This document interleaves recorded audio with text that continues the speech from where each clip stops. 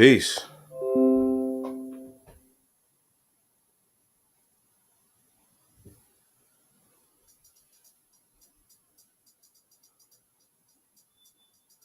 Too much on my mind, just too much on my mind.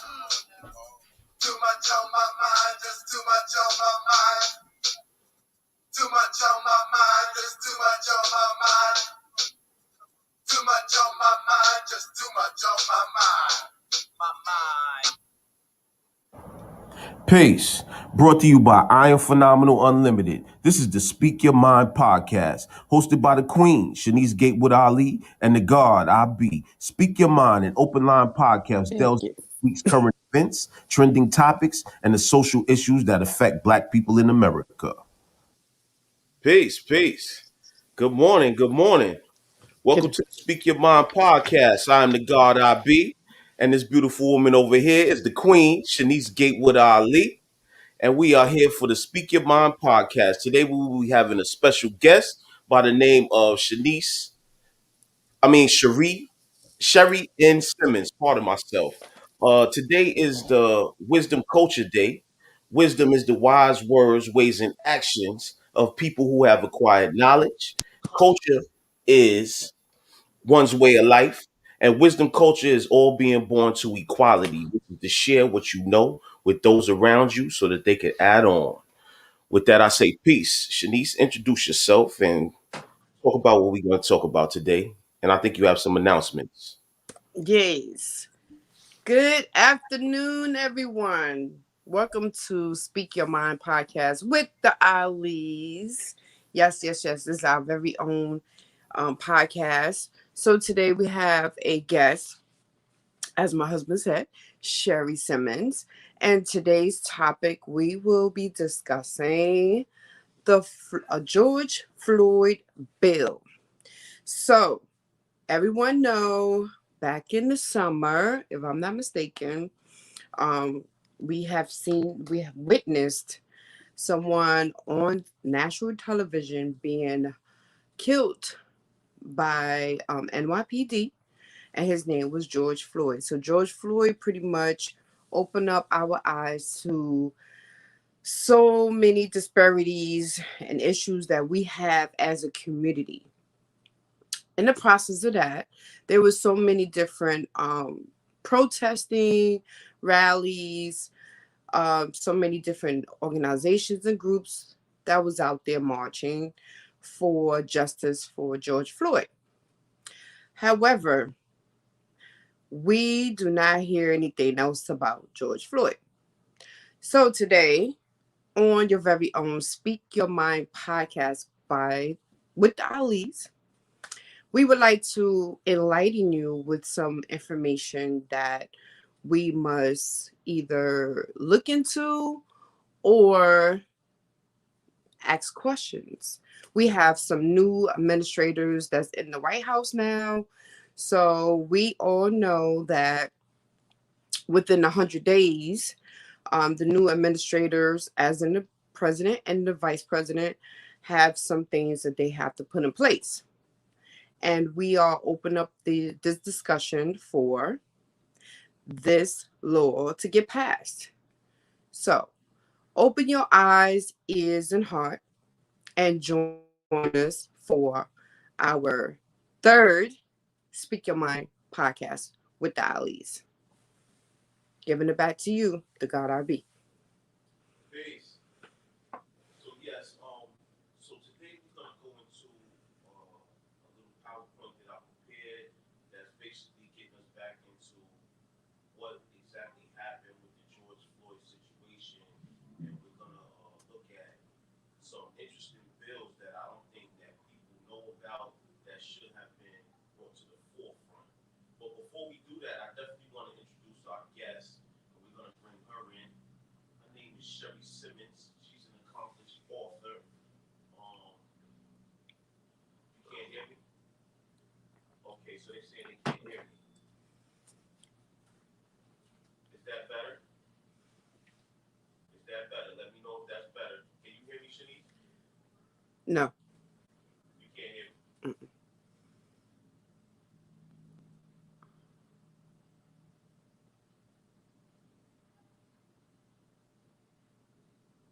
hear me now? Nobody can hear me? Okay. I'm trying to fix this up real quick.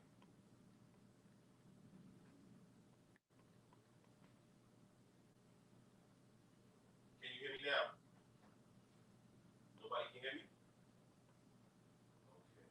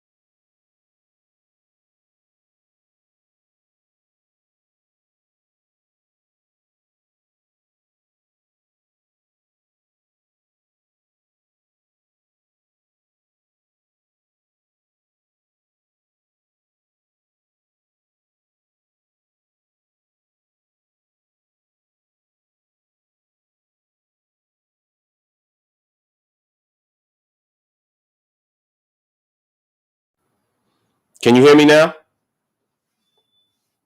You can hear me now? Okay. So anyway, as I was saying, Shanice, you got to come back in. All right. So as I was saying, we're gonna go into a light PowerPoint that I prepared so that we could get back into the zone that we was in when this George Floyd situation happened. Um, and then we're gonna talk about this new bill called the George Floyd Justice and Policing Act and why it's so important to the protests that we was engaging in over the summer that this act get passed, because if not, it seems like the efforts was in vain. No, you gotta log back in. I don't see you in the studio. So as I was saying before, all right. So now you're back in. Can you hear me? You can hear me well? All right. So now we're gonna bring in Sheri before I start the PowerPoint. Good morning, Sheri. Good afternoon, everybody. How are you? Peace. Thank you. Thank you for having me. It's really not a coincidence, but I think things happen for a reason that you guys are doing this particular topic. And actually have to write a 7-page paper on this topic, so I'm happy to share my research and knowledge on the topic. Good. So Thank you. you're welcome. Okay, that's great. So yeah, let's get into this. Let's get into this PowerPoint real quick. Let me share this screen. Boom.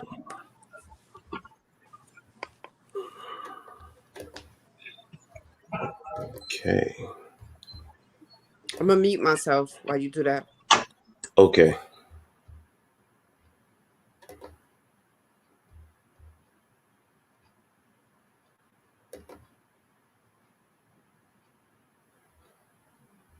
All right.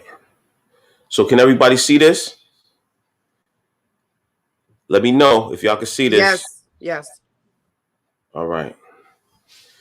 So this is the George Floyd Justice and Policing Act presented by the God I Be. In this picture, you have George Floyd on the left, and on the right, you have a picture of Breonna Taylor. This is a mural. I'm not sure exactly where this mural is at, but it came up in the stock photos when you Google George Floyd. But I think it's nice because Breonna Taylor also has some of the bearings in this act and the things that they're trying to do. Okay, so this information is extracted from various articles about George Floyd and the Congressional Black Caucus fact sheet. The first part of this presentation will be who was George Floyd and what happened. The second part will be who was protesting and what were they protesting for. And then the third part will be the George Floyd. What exactly is the George Floyd Justice and Policing Act? Who introduced it and why is it important? Okay, who was George Floyd? George Floyd was born October 14th, 1973 in Fayetteville, North Carolina. However, he moved to Houston, Texas at 2 years old after his parents split up. He had four siblings. Growing up, George Floyd grew to a height of 6 feet tall by 12 years old.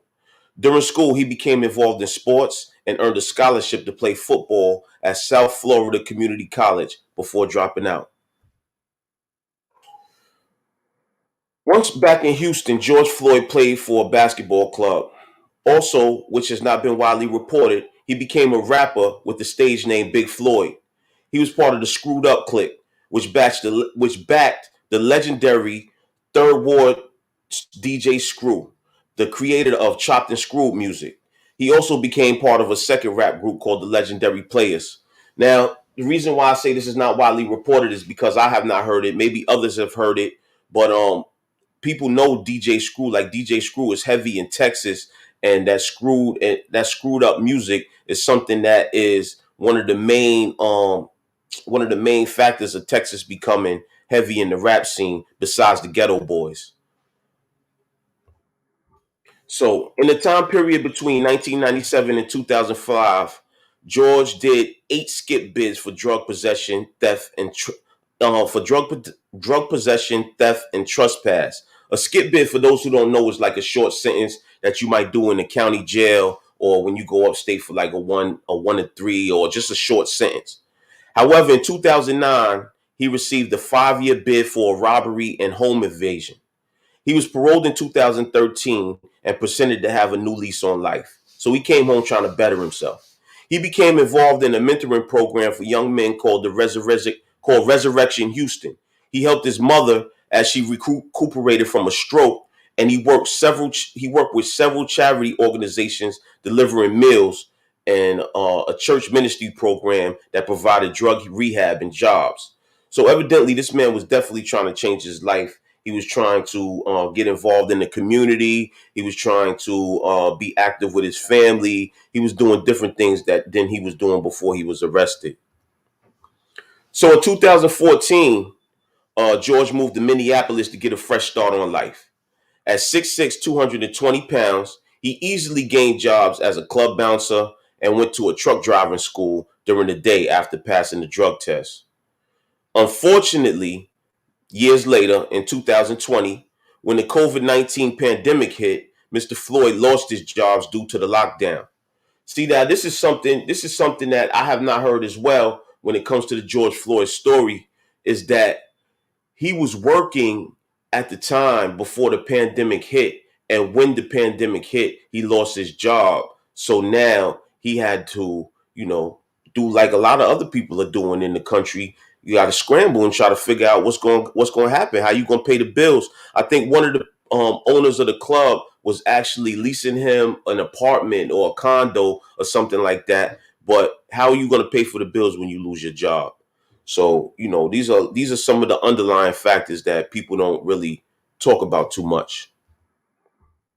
So as the story goes, after George Floyd lost his jobs, he contracted COVID-19 in April of that year and later recovered.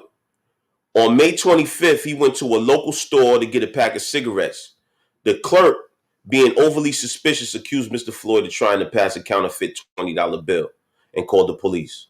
Allegedly, one of the responding officers once worked at one of the clubs George worked at. So this guy here, the officer, Derek Chauvin, has been seen on video pressing his knee in George's neck, ultimately killing him.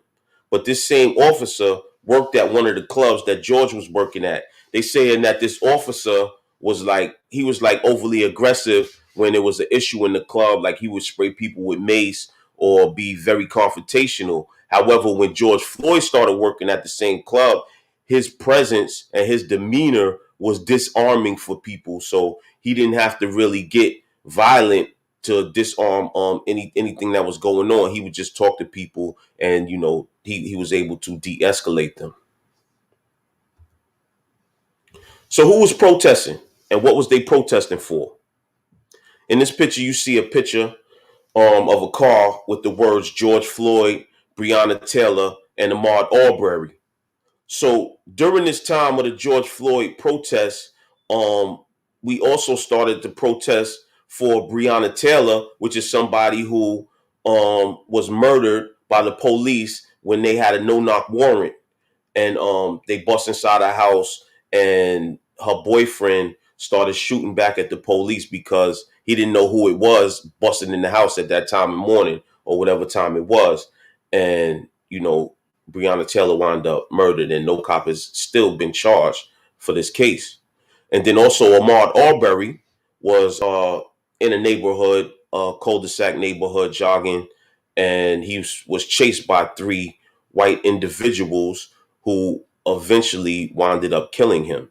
So all of these things conflated into the protest with the backdrop of COVID-19. So the George Floyd video, 17-year-old Darnella Frazier filmed the last moment of George Floyd's life with her cell phone. When she uploaded the 10-minute video the next day, it went viral, depicting the gruesome death of George Floyd as he shouted that he can't breathe while Derek Chauvin kept his knee in his neck. George called for his mother in some of the final moments, and onlookers pleaded with the officers to get off of him. This situation, it was eerily similar to the prior situation in New York, where the brother was screaming, "I can't breathe" as well. But in that situation, I believe the person who filmed the video, I think that they wanted to either charge him with a crime or something happened, where they ostracized this person who shot the video. Right. And That's what was the happened. brother name who died again? Oh, go ahead, Sheri. His name is Eric Garner. Eric That's right. Garner, exactly. All right. So on May 26th, protests began in Minneapolis, right? They started protesting. I mean, the video was uploaded, it went viral. Everybody watched the video, and people came out in Minneapolis in strong numbers to protest. So that same next day, the four Minneapolis policemen were fired after the death of George Floyd. Um, the mayor said being black in America should not be a death sentence. For 5 minutes, we watched as a white police officer pressed his neck into press his knee into the neck of a black man. For 5 minutes, when you hear someone calling for help, you're supposed to help. So this was kind of unprecedented, because I can't remember a time in my memory where the officers that was involved in a situation like this was fired the next day. So this goes to show that many of these mayors across America who have been involved in these situations, or who have seen these situations go on, they could have acted faster than they did, and most of them did not act at all. So on May 27th, protesters thronged the streets of Minneapolis 3rd Precinct Police Station, chanting "No justice, no peace," and "I can't breathe." Police used tear gas, plastic bullets, and concussion grenades to keep the crowds at bay. So when you see these police in Minneapolis, they're using tear gas, plastic bullets, and concussion grenades. Like, it really it shows you the difference in this protest compared to the protest that happened in Washington. That seemed like, the police wasn't like really trying to be overly aggressive. But these are two totally different situations, because this one, we're fighting for our rights to just exist, and the other one, they're fighting for political power. And looking at this picture, we can just see history repeated again. During the civil rights movement, which my parents were a part of. It's the same picture. So when is this ever going to stop? This is nothing new. And unfortunately, we need to really be educated on our, not just the federal government laws, our state laws and our city laws, in order to stop stuff like this from happening, because we can. Of I agree. course. Hmm. I agree. That's why we having these type of topics, because these things need to be discussed, like you said. Um, yeah, it's sad, but this is what's going on, and we got to stay in tune what is being said and what's being done. You know. I agree. So on May 27th, hundreds of people marched through downtown Los Angeles in the Black Lives Matter protest over the death of George Floyd in Minnesota.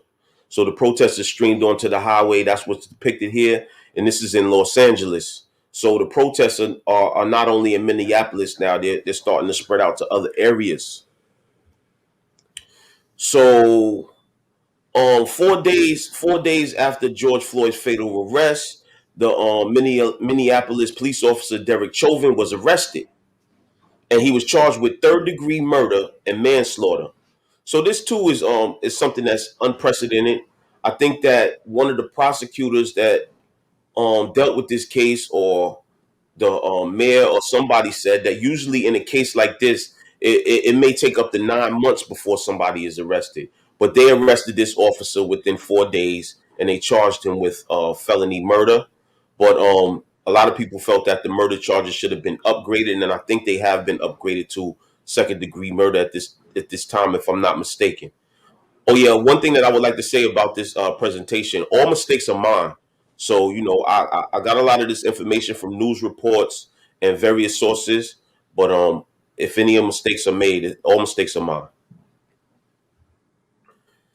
Okay, so the protest spread from New York, Washington D.C., all over the country, and eventually all over the world. These pictures right here are some pictures that I took personally.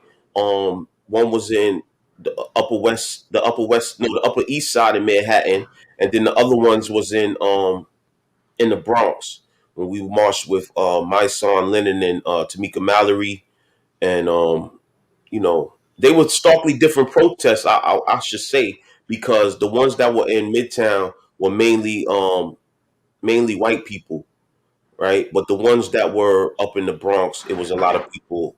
It was a lot of black people and Spanish people.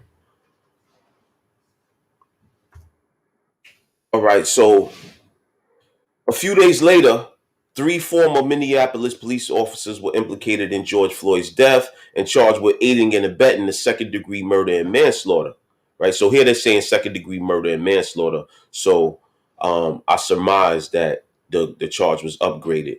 Um, so they was charged 5 days after the charges were brought against the fourth officer who was seen in the video nailing on Floyd's neck. So all of these officers have been charged. I'm not sure if some of them might be out on bail or whatever, so have you. But currently, I don't think they have been sentenced, or I don't know if trial has gone through. So, what is the George Floyd Justice and Policing Act? Who introduced it, and why is it important? Okay, so the George Floyd Justice and Policing Act was introduced by Representative Karen Bass. So Representative Karen Bass is from California, it says here, and she's part of the House Judiciary and Armed Services Committees, the Energy and Commerce Committees. All right, so this latest action was introduced on the 8th of June 2020. And on the 7th, on July 20th, 2020, it was read a second time and placed on the Senate legislative calendar under general orders. There have been two roll call votes. The bill has the status of being passed in the House, but is still in the Senate and is stalled in the Senate, meaning that they have yet to vote on whether they're going to approve this bill or not. See, a lot of people don't know that, we speak about the president a lot when it comes to laws and rules that need to be passed. The president passes executive orders that deal with places in government that are already active. But the Congress, the House of Representatives and the Senate, they actually vote on bills that have been introduced on their floor. And once they're passed in the House, they have to go to the Senate. And once they're passed in the Senate, they go to the president so that he can sign them or veto them. If he vetoes the bill, then it can be overridden by a majority vote. And once the majority vote is given, then the bill still becomes a law. Um, and to make that a little bit more simpler, the Congress is the one that they are the ones that make the laws. The president does have nothing to do with the making. He's the enforcer. They are the ones that make the law. The Supreme Court is the one that, and they are the ones that also enforce through the Constitution. But everyone needs to understand that Congress is the ones that make the laws. They don't agree, then that's the end of that. That's That's it. correct. So I'm trying to end the slideshow right now. Okay. Okay. So we're back. Shanice, where you at? Okay, Right so that here. right there. Okay, so that right there was basically the portion of who introduced the bill. But now I'm going to show you. If you go to congress.gov, if you go Hmm. to congress.gov, you can find exactly what laws are being introduced. Hmm. All right. And this section is HR 7120. Mm-hmm. Right. I'm about to show you that right now. Okay. So this is congress.gov. Y'all can see this? Yes.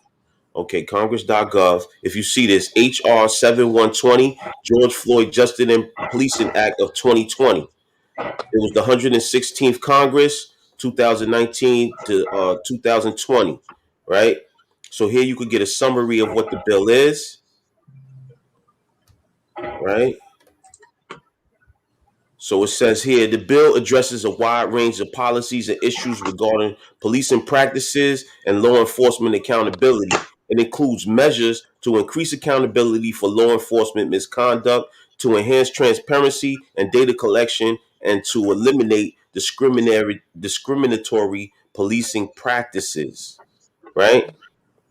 So here you can see the actions. If you click on this, you could go through the whole calendar of what exactly happened when the bill was introduced to the floor, Right. right?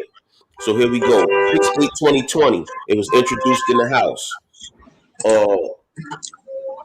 6/19/2020, it was reported to the Committee on the Judiciary. 6/19/2020, the Committee on the Armed Services discharged it. 6/19/2020, the Committee on Energy and Commerce discharged. And then 6/25/2020, it was passed, agreed in the House on passage, passed by the yeas and nays. It was passed by a 236 to 181 vote. We need all phones muted, please. Yeah, background noise. Okay, so the latest action you can see right here on 7/20/2020. It was read the second time and placed on the Senate legislative calendar under general orders, calendar number 490. There have been 2 roll call votes, but it has not been passed as of yet. Okay, so let's stop sharing this.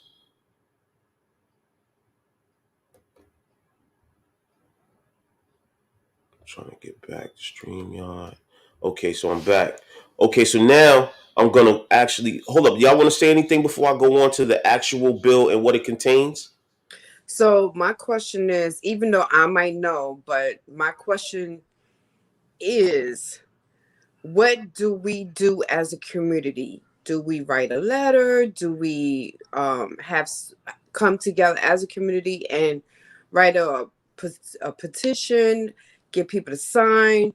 What is our next call of action to get people woken and get them effectively um, input their input, all of those key factors. What do we do now? I mean, we see that it have not been passed. What can we do to help it get passed? I saw Sheri hand go up. So, because that bill is in the federal level, we need to pay attention to who we elect in the federal, which the president is the one that brings in these members of Congress. So that would be the first thing. Make sure you are looking into the background of the person that you voted as president. So just because, oh, I don't like Trump and this one is a lesser of two evils, that doesn't make any sense because that person could actually make things worse. Um, so when dealing with the federal level, you really need to pay attention because the president is the one that brings these people in. We don't bring those people in. Um, and on the lower level, we vote for our governors. We vote for our mayors. We can also look into them too. You put pressure on your mayor, he gonna put pressure on the governor. You put pressure on the governor, he gonna put pressure on the higher ups. That's what you gotta. But you gotta. If you start small, it'll go up. So don't start Right. at the top. Most people think, oh, let's start at no, start at the bottom. Hmm. Burn the bottom, and everybody else will start moving. Well, I will say this: when it comes to the House of Representatives and the Senate, we do actually vote for them, and they are the ones that are basically controlling whether this bill becomes a law on the Congress level. So, being that the bill has already passed the House of Representatives and it's been sent to the Senate, we have to find out who our local senators are on U.S. senators, because you have state senators, right? Mm-hmm. And then you have Exactly. U.S. senators, right? So, like our state senator is Brian Benjamin, correct, Shanice? Yes. And then on the U.S. level, our senator would be, I think, Chuck Schumer or Kirsten Gillibrand, Right. right? So these are the people that are actually have control of. Well, Chuck Schumer just became the Senate Majority Leader, so he has major control about whether this bill. I just seen him on YouTube just a few minutes ago, and he's talking about the impeachment trial with Trump. So Right. he's the person that really needs to be pressured when it comes to this bill. Right. Mm-hmm. So, it is all a distraction because their main focus is on this ex person that was in the White House. But reality, we have bigger, bigger issues as well. Like these things here that's just sitting here, just, same way as domestic violence. Those laws are just sitting there. They're not doing anything. Before you know it, it would take a little minute with the ex person that was in the White House. It would take a while. But meanwhile, if this stuff is right here and have not been passed and it needs your signature to help it get passed, let's do that and move on. I mean, we should not spend a whole 8 hour just on this ex White House, the person in the White House, even at our own personal jobs. We can't just sit there and work on one client, for example, for 8 hours and 5 days a week. So with that, we understand that COVID is real. We understand that they're trying to punish the person that was in the White House at one point. But there's other things that they could actually take their pen, as we have seen on several on TV. When it come down to bills, they just put their signature and move on right along. So with that, I think we need to do a little bit more.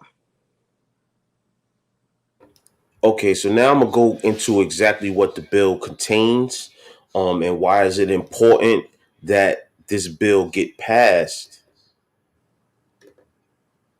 Okay.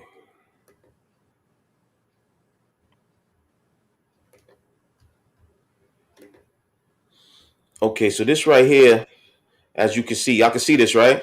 Yes. Okay, so this is the Congressional Black Caucus fact sheet for the George Floyd Justice and Policing Act of 2020. So it says the George Floyd Justice and Policing Act is the first ever bold, comprehensive approach to hold police accountable, end racial profiling, change the culture of law enforcement, empower our communities, and build trust between the law enforcement and our communities by addressing systemic racism and bias to help save lives. The Justice and Policing Act would establish a national standard for the operation of police departments, mandate data collection and police encounters, reprogram existing funds to invest in a transformative community-based policing programs. Hold on, let me make this a little bigger. Yeah, I'm a little old. Don't make fun of me. And streamline federal law to prosecute excessive force and establish independent prosecutors for police investigations. So, the George Floyd Justice and Policing Act of 2020 will. The first thing it talks about is work to end racial and religious profiling. This prohibits federal, state, and local law enforcement from racial, religious, and discriminatory profiling. It mandates training on racial, religious, and discriminatory profiling for all law enforcement, and it requires law enforcement to collect data on all investigatory activities. So, what's your thoughts on that part right there? Hmm. They should have been doing that, and I don't personally, I don't understand why this is now an issue. These things should have been part of their job, but and now I guess until this gets passed, they won't be doing it, and it's sad. Right. I mean, this is not the first act of murders that we have witnessed. For example, it was a young lady a while back in a car with her boyfriend, and she was filming, and whatever transpired between the cop and the driver, he got killed. I'm writing about him. He told the officer that he had a license to carry a gun, and he had the gun on him. And when Yeah, he went to reach for his wallet, wallet, and right? he And the he got officer killed him. yes. So once again, I mean, this is not the first time we actually witnessed a murder on, nationwide TV or on the YouTube channel, whatever it is. Is I think the George Floyd was enough. That's what everybody just said. That's it. And we still fighting for our lives. Look, like Mr. The God I Be had answered, responded about the Capitol and how we get treated versus how they get treated. But we already know majority of the people at the Capitol, they probably are cousins or family members. So I'm writing about that too. I'm also writing about, this. You could clearly see the disparities between our civil rights protests and the KKK, their rallies that they be having in the street. And it's just like they're allowed to just rally and give out hate protests, and we protesting that our rights, either we're dying in the streets, and we go to jail, we get water hose dogs and stuff, and they just freely roaming. Crazy. Okay, so now I'm gonna go into the next part. Um, okay, so the second part is save lives by banning chokeholds and no-knock warrants. Okay, so this bans chokeholds or carotid holds at the federal level and conditions law enforcement funding for state and local governments banning chokeholds. So this right here would be a federal level ban of chokeholds, right? And if you see in the Eric Garner case and in the George Floyd case, um, one he was kneeling on the fella's neck, and the other one they was holding Mr. Garner by the neck. Now this, I don't know if this process is illegal in New York, but this right here will make it illegal on the federal level, and the funding for state and local governments will be limited if they do not ban this chokehold. The second part bans no-knock warrants in drug cases at the federal level and conditions law enforcement funding for state and local governments, banning no-knock warrants at the local and state level. So if you look into the Breonna Taylor case, that was a no-knock warrant in which they bust inside of that household. So I would say that this part is speaking to that, and you see the end result of that, them coming inside somebody's house. I mean, I don't really want to go into my own personal history, but I know that when you go up inside somebody's house, anything can happen. That's all I'm gonna say about that. So anyway, the next part is it requires that deadly force be used only as a last resort and requires officers to employ de-escalation techniques first. It changes the standard to evaluate whether law enforcement use of force was justified or whether the force was reasonable to whether the force was necessary. Condition grants on state and law enforcement agencies establishing the same use of force standard. So this right here basically is saying that the officers have to use de-escalation techniques. Myself being a counselor, I had to go through de-escalation training, and it's really about how you speak to an individual, how you the amount of space that you give them in a situation, and showing the person respect as opposed to being aggressive and causing them to fly off the handle. It also changes the standard to evaluate whether force is justified. So before it was the standard was reasonable, and now the standard will be changed to was the force necessary. Mhm. And these things are also something that is at the federal level. But if the state and local law enforcement do not establish the same use of force standard, they can lose their funding. Mm. What do y'all have to say about that? I just really do have an issue with those words, reasonable and necessary, because Mm, that's those words are up to our perception. What do we feel is necessary? And just going back to some of the research that I looked into with the stop and frisk, when you talk about, Mhm.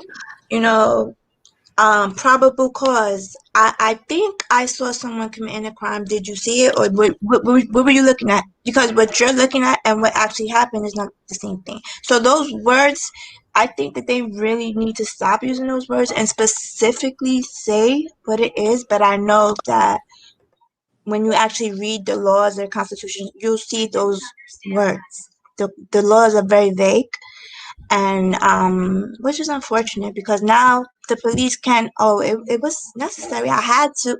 No, you didn't have to.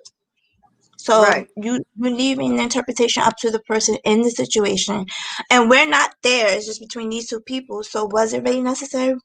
We don't know, especially Right. when one person now laying on the floor not breathing. We don't know.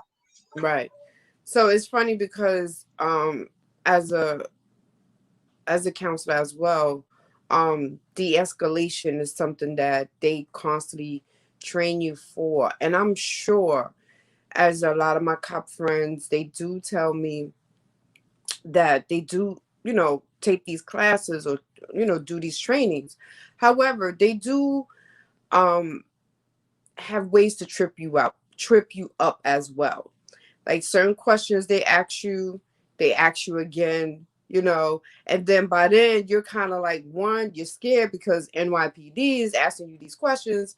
Two, the trip up questions, so it's like, did you see that happen? You're like, yes. Are you sure you saw it happen at this particular time? You're like, I think it was, so once you start stumbling with your words, they're looking at you like, yeah, they switch everything around. So I mean, with that, the language, that's another thing we need to learn. The language, um, that is definitely something that we need to learn. How they put these words in here, and we're looking like, oh yeah, that's okay. No, it's not okay. It's not okay because they tripping you up, you know.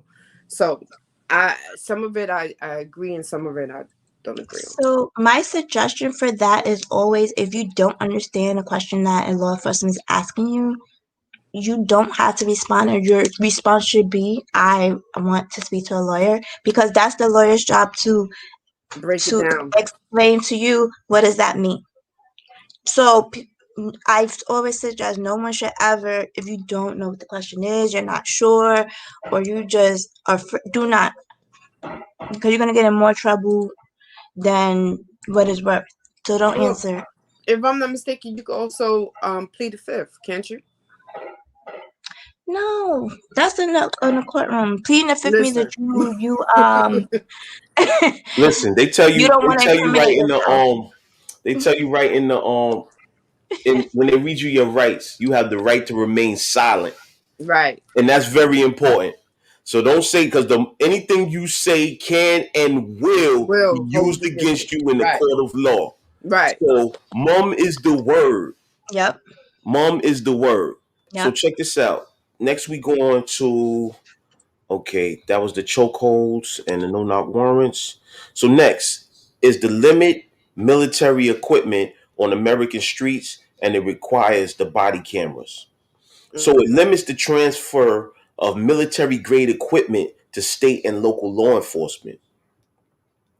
It also requires federal uniformed police officers to wear body cameras and requires state and local law enforcement to use existing federal funds to ensure the use of police body cameras.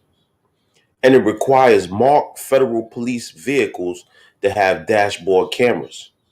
So, speaking about that part, I think that these body cameras, they're a little, they're more, I mean, they're not as much as what they're not as good as what people are saying they are, because Right. a lot of times they still don't have video of what happened. Like these officers are being allowed to cut these body cameras off. They're not being penalized for cutting these body cameras off, at least as far as I can see. I haven't heard of anybody getting penalized. How are you losing this footage of exactly what happened, and then the next thing you know, somebody's on the floor, or somebody's shot, or whatever, so have you? So what do you guys got to Um, say about? I have another. I have something else also to add on, which is sometimes we don't know this. We definitely don't know this. I did a little background check on some things as well last night, and I saw that when the officers touch your car, that is basically given that's leaving their fingerprints stating that they was there. So if anything happened to that officer, the fingerprints that he touched will let people know that that officer, yes, was at that particular car, whatever the case might be. So that's another thing that we got to look into as well. When they touch the hood, not the hood, the back part of your car, um, or just touching your car, period, just leaving a fingerprint stating that they was there. So Mm. that's my add-on. Oh, the trunk of the car is something totally different. They don't have the right to go. That's like your No, I'm not private. saying going in the car. I I'm don't know. just You saying just talking about touch the touching car. it, Right. but I was just throwing that out there. The trunk. Yeah, they said that was like a slick way, that was a slick way that they showed in case things go wrong, that they was there. That's what you're saying, right? Right. Yeah, they saying Yeah. they'll touch the back of your car and then come and Mm-hmm. talk to you. And what you said, it startles the person in the car so Yes. that they can see Yeah. more of what's going on, and then they also leaving their fingerprints. That's something Mm-hmm. that a lot of people probably don't know about. Well, And I never heard that, and that's it's very great. interesting. What'd you say, Sherry? I never heard that, and that's very interesting to know. Yeah, that's great that you brought that up. So also this military grade equipment. So when you see these big tanks and these police with these big guns marching down your street and all of that, it's like, what are we in wartime? I think that a lot of this stuff started with the war on drugs. So, when it comes to the war on drugs and them actually going in the streets and busting down people's houses with battering rams and all of these different things and having all of these big guns, I think that has to do with maybe some of the funding from the act, the policing act that Biden put into place. Is that true?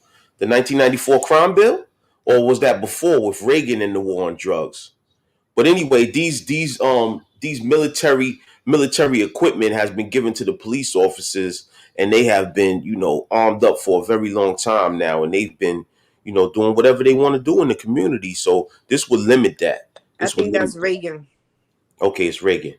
Okay, so it also, the dashboard cameras for the police officers, it requires that federal police vehicles have the dashboard cameras. It doesn't say that it would limit the local law enforcement from making sure that they have it. Okay, so the next part is holding police accountable in court. Hold on. Am I sharing? Yes. Oh yeah, okay. So the next part is holding the police accountable in court. It makes it easier to prosecute offending officers by amending the federal criminal statute to prosecute police misconduct. The mens rea requirement in 18 USC section 242 will be amended from willfulness to a recklessness standard. So that goes back to what Sheri was saying about these words and what exactly do they mean. So before it was a willfulness, so now it would be amended to a recklessness standard. So you would have to go into 18 USC section 242 to exactly get the definitions of what is willfulness and what is recklessness according to the law. They always, like when they introduce these laws in these law books, in the beginning they'll have a glossary of terms, and they'll tell you exactly what these terms mean so that you can apply them to the law. Like if you get a case or if you're going to prosecute somebody or whatever, so have you, they tell you exactly what these terms mean. And also, So the recklessness standard, it'll probably say in there, this is recklessness, and it has to meet every single thing in there. And if it does not, then it's not recklessness. So it will tell you it has to be X, Y, and Z. If one thing is missing, then it's not reckless. Every single standard has to be met in order for it to be reckless. excellent. Right. So the last part, it enables individuals to recover damages in civil court when law enforcement officers violate their constitutional rights by eliminating qualified immunity for law enforcement. So they will no longer have immunity when it comes to these damages in civil court, and you will be able to I perceive actually sue the officer himself as well for what he's done. And you will be able to sue the police department, so they won't be able to get through those loopholes. Sue for the constitutional right, not the criminal act. Because some people, they don't understand the difference between the two. So civil court is only for like it has nothing to do with the criminal act. So if they killed one of your loved ones, you cannot go to civil court for that. You could sue for leading up to the killing. Did they violate that person's civil constitutional rights? Right. Yes. Mhm. Very good point. Very good point. Okay, so the next part right here says it is to investigate police misconduct. It improves the use of pattern and practice investigations at the federal level by granting the Department of Justice Civil Rights Division subpoena power and creates a grant program for state attorneys general to develop authority to conduct independent investigations into problematic police departments. Mm. So to break that down, it says that it would grant this Department of Justice Civil Rights Division the power to bring people to court. That's subpoena power, and it creates a grant program Mm.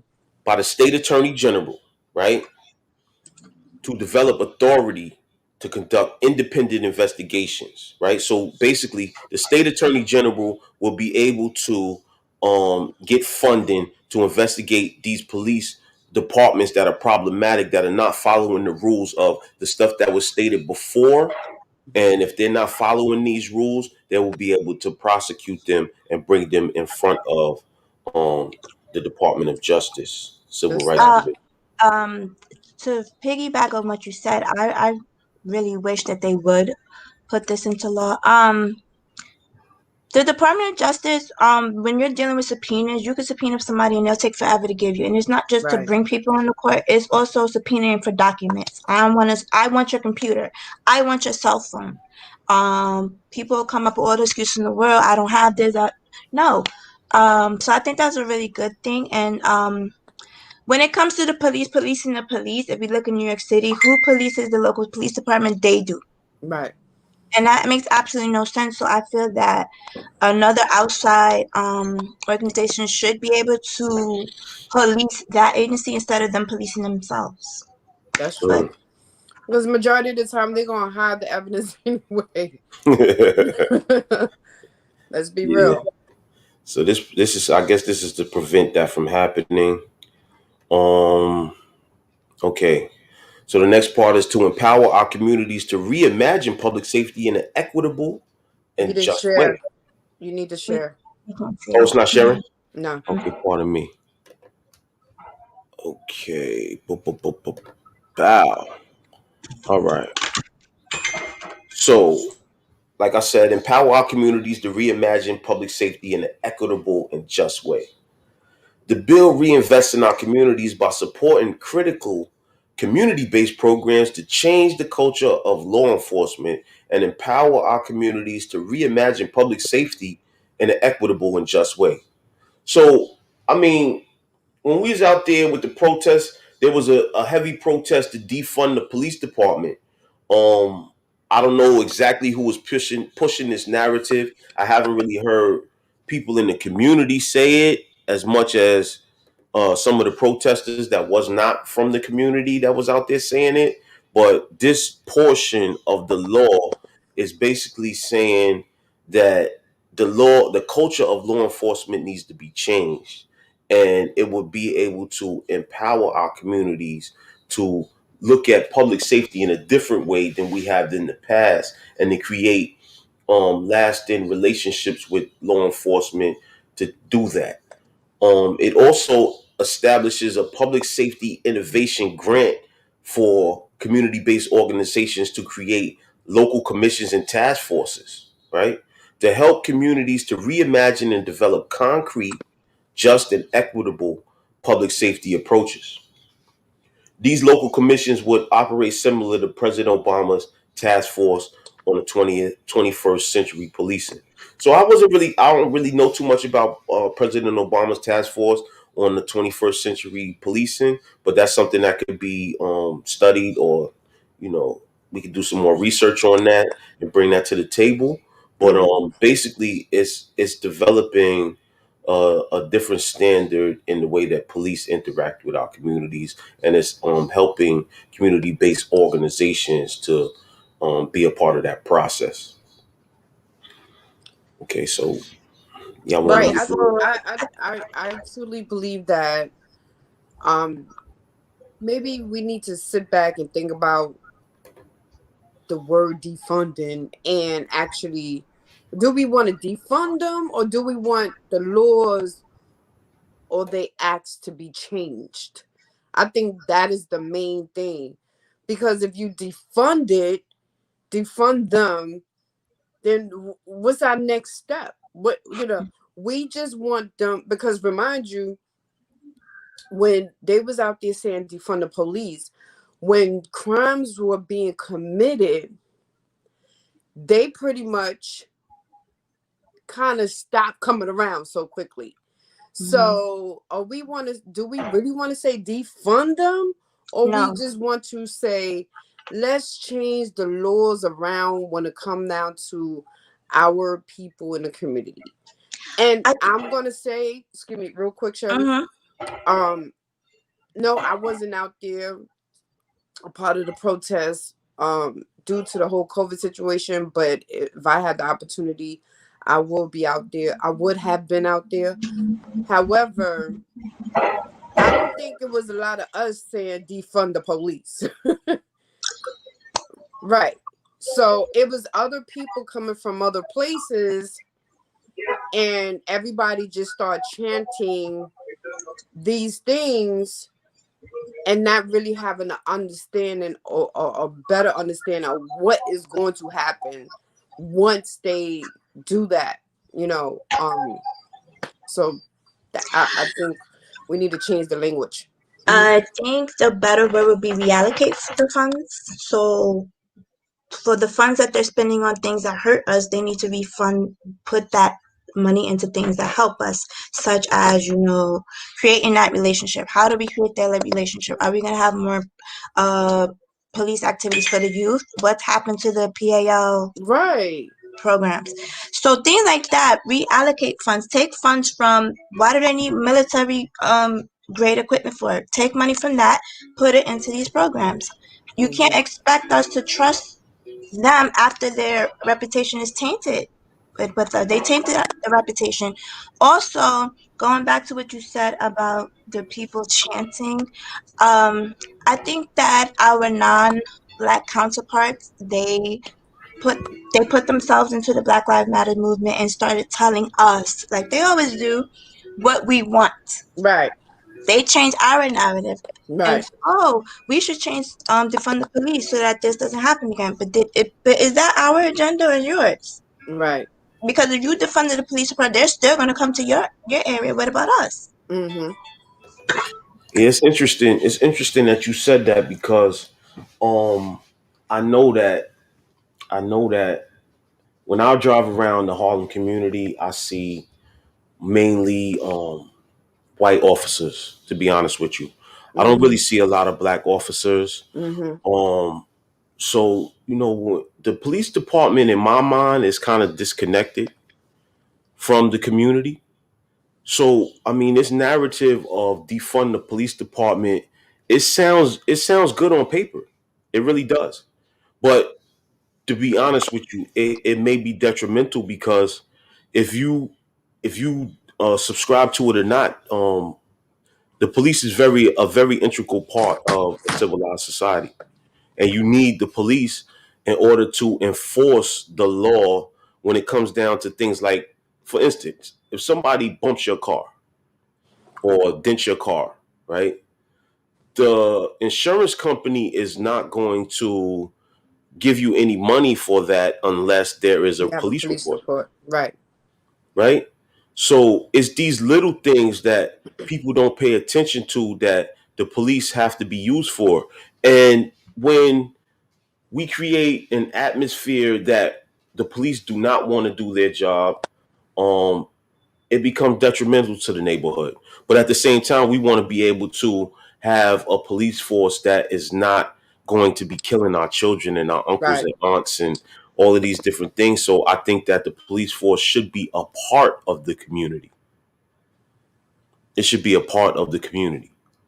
Okay, so let me go on to this next part. We almost done here.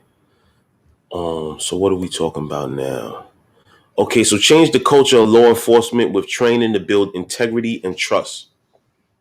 It requires the creation of a law enforcement accreditation standard, recommendations based on President Obama's task force of the 21st century policing. It creates law enforcement development and training programs to develop best practices. It studies the impact of laws or rules that allow law enforcement officers to delay answers to questions posed by investigators of law enforcement misconduct. That's something that I think we just were speaking about as far as them delaying the answers to questions or holding on evidence or whatever, so have you. And it enhances funding for pattern and practice discrimination investigations and programs managed by the DOJ Community Relations Service. So it enhances funding and practice discrimination investigations. Okay. So it requires the Attorney General to collect data on investigatory actions and detentions by federal law enforcement agencies, the racial distribution of drug charges, and the use of deadly force by and against law enforcement officers, as well as traffic and pedestrian stops and detentions.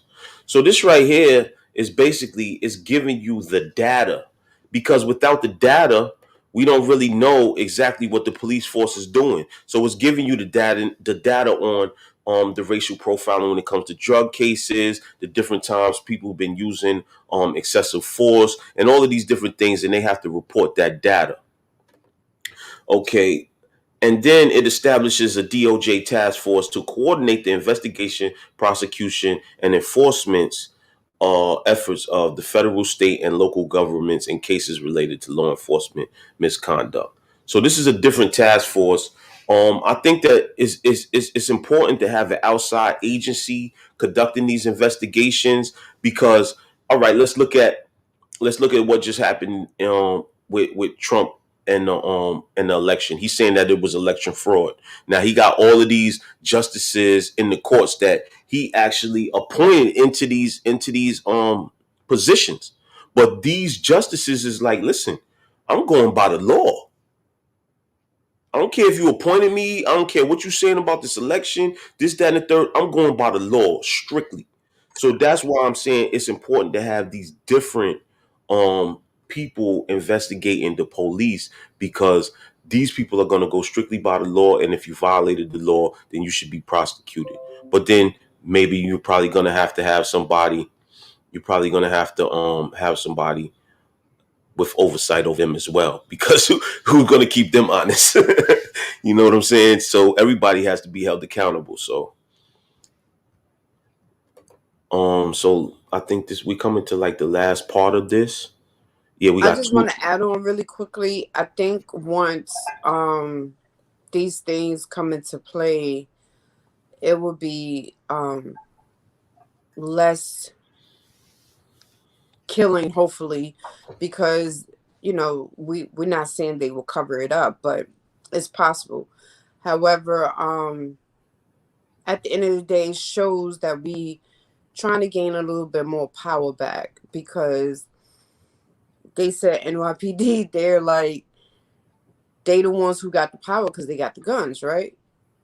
So in order for me to keep you quiet is to eliminate the situation. And it's not right, because then it also um, give off the don't you try this, on your don't you try this, like for the Capitol. We can't try that because everybody else know. If we did, X, Y, and Z would have happened. And I think by that going down the way it did, it really, really showed us. Because look at we was just people was just protesting, and they got a whole bunch of injuries. They was pushed.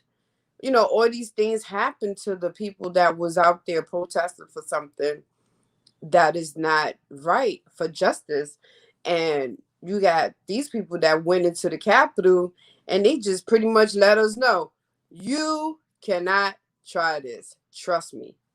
So it was just a double, it was just smack in our face all around the board. Seem like we keep getting smacked in the face. What they say? They say turn the other cheek so they can smack you on the other side of the cheek. No, Right.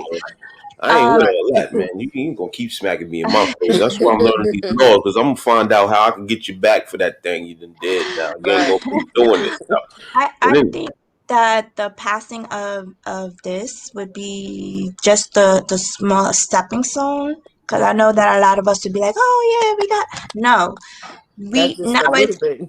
right now it's our opportunity to actually make sure that this um goes into play fully. So when Right. we start seeing, oh, you violated my Fourth Amendment law. It says in this X, Y, Z, you're not supposed to be doing that. Oh, look what you did. Start taking these people to court.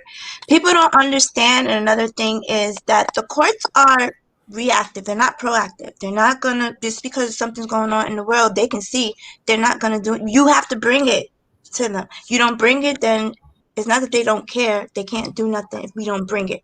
So this is why if this gets passed and you start seeing people, oh, you violating my rights, bring it, Mm-hmm. bring it. And then Mm-hmm. once you keep bringing these people to court, they're gonna get they're gonna stop. Just like for the prime example is Brown versus Board of Education. We wasn't allowed to go to integrated schools. We are now because they kept bringing these people to court. You violating my right. I got a right to go to that school. Bring them, and they'll stop. Right. yeah, Absolutely. that's real. So it's people have some. Some people say that Brown versus the Board of Education was a good thing. Some people say that it wasn't a good thing, because there's this whole thing about integration versus us having our own, right?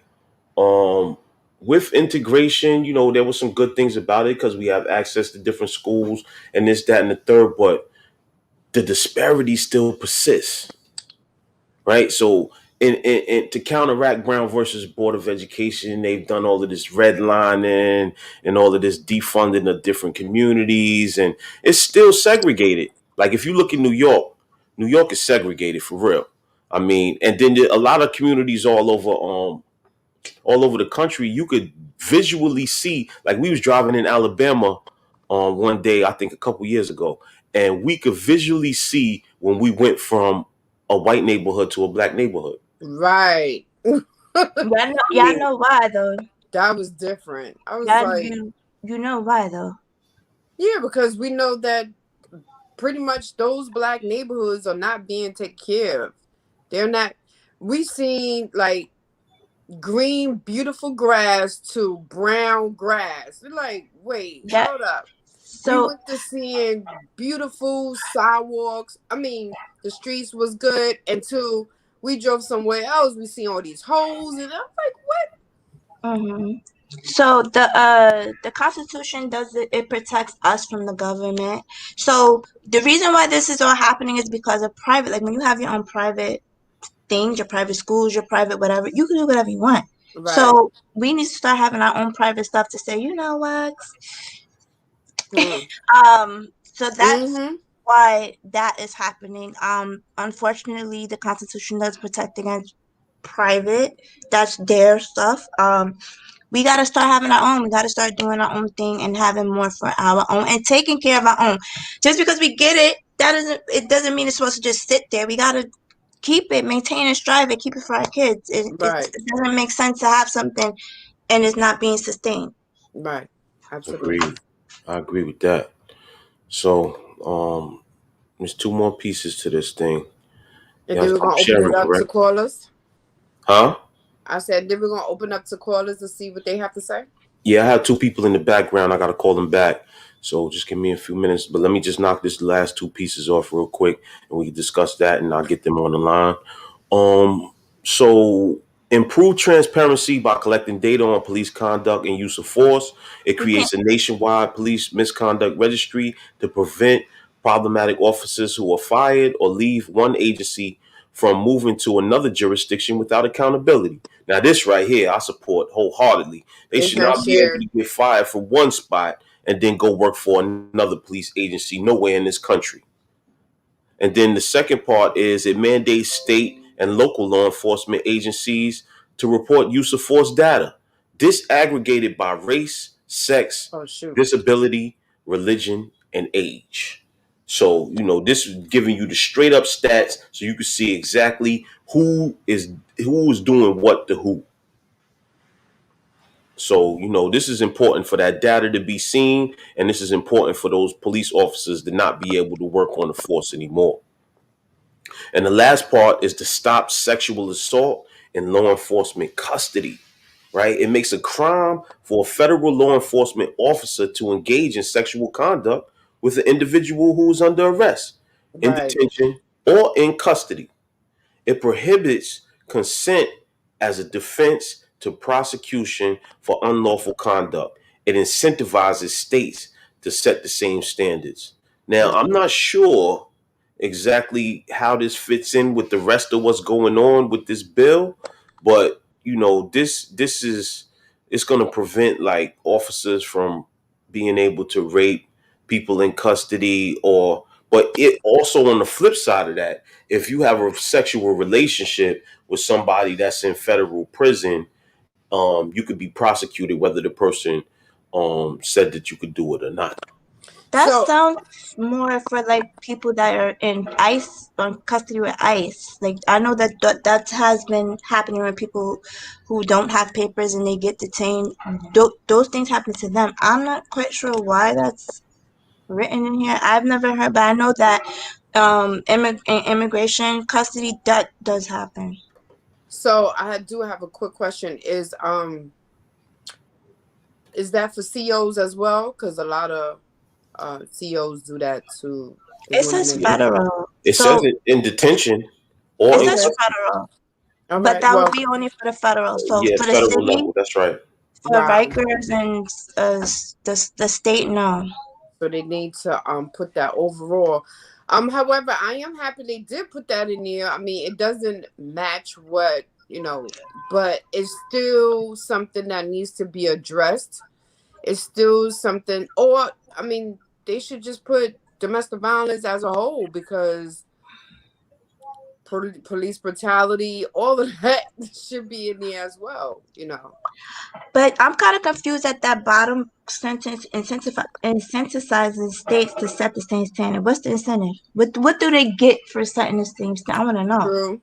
Okay, so listen, right? Check this out. With the 1994 crime bill, right? People say that, this was something that was on the federal level and it set standards for prosecutions on the federal level. However, we're also with that 94 crime bill, they was able to fund police local jurisdictions with money for, these military grade weapons, these different police initiatives that they were putting in place, and so forth and so on. So the federal rolls down to the local and the local law enforcement. And when they say incentives, they're talking about specific money that they're giving to Mm. these local law enforcement So agencies. money talks. I'll do this if y'all give me the money. Of That's course. what that is. Bottom line. God. Of Bottom line. course. So that right there is the end of that part. And I just wanted to make sure that people know exactly what Right. this George Floyd Police Act, Justice and Policing Act is, so that they can make their decision to support it or not. But if you don't know, then you have no idea who is the person that you need to be talking to, what exactly does it entail, and how is it going to affect your life. One And thing, that's the problem. Go ahead. exactly. But one thing, as our people, we hear half of something that sounds really good, and we're like, yes, we on it, yes, we want to go for it. And then the other half is something that we don't even know nothing about until later on, and after that is like, you signed for it. Right. So Uh, we believe, we tend to believe people too quickly instead of doing our own research. we tend to believe the media that most often they hype things up and they use propaganda that deals with our emotions, because emotions they make us move. So I always say I don't believe nothing until I read it in a law journal or law, but something else other than some TMZ or some Fox News or whatever. Because at the end of the day, even on social media, you see people spreading false links around. Did you read Right. that? Where you get that from?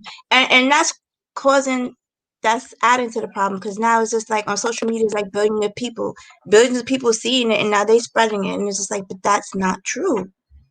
So we need to stop believing that media hype.